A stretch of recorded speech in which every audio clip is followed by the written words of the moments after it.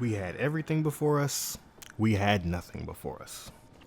This has been a pretty highly anticipated week in gaming for me and many others, across two games that I really enjoy.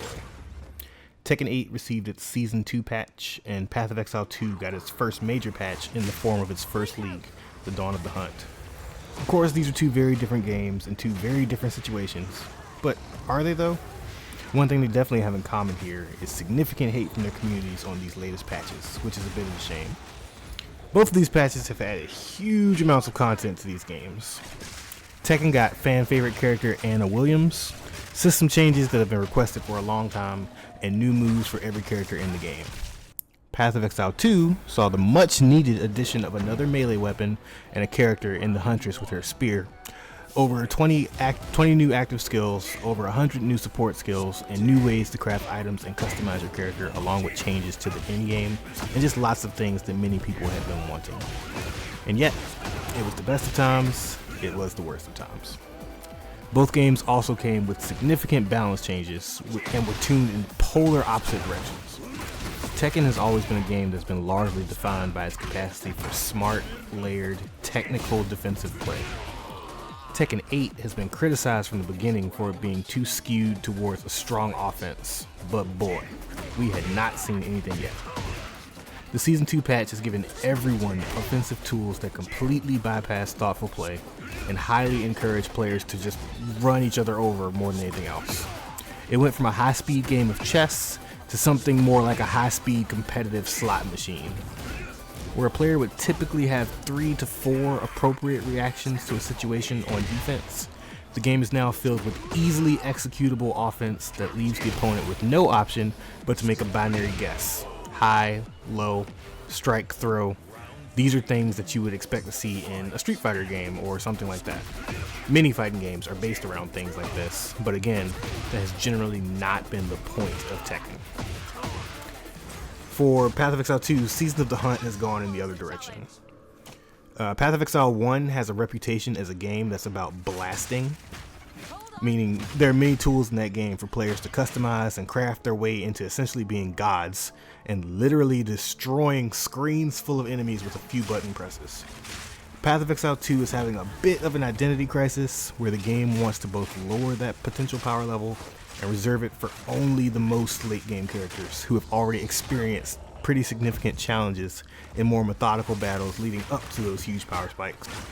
So for many of the builds in PoE 2 that were approaching godhood, they've been significantly nerfed, and now some players are complaining that they feel weak, that the game is boring.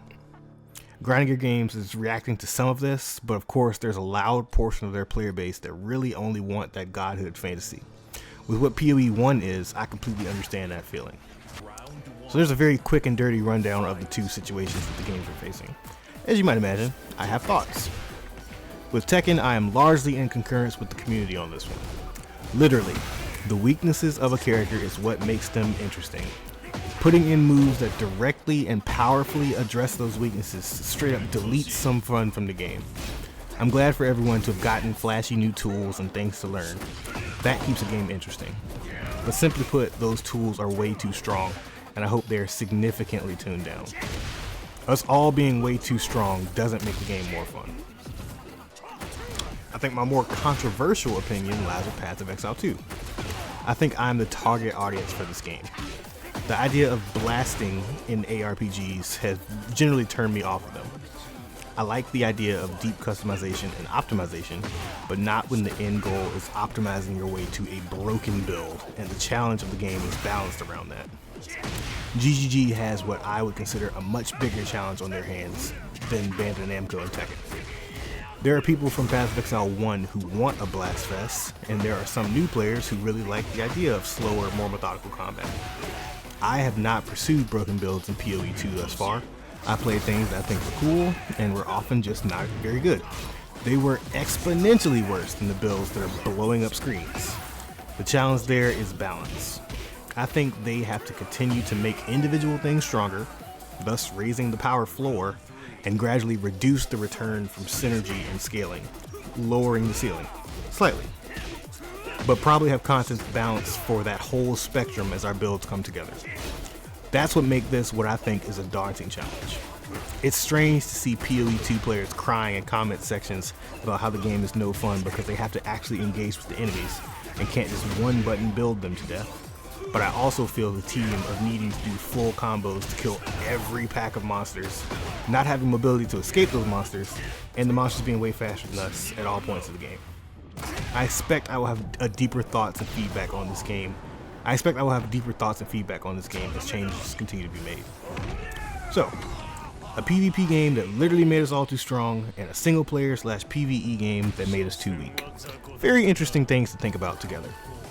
Long story short, I'm glad we're in an era where communities can be heard and changes can be made on the fly.